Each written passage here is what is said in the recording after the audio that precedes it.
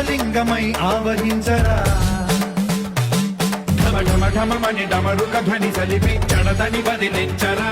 శ్రీవాయులింగమై సంచరించరా అణువణువున తన తనువున నిలిచి చలనమే కలిగించరా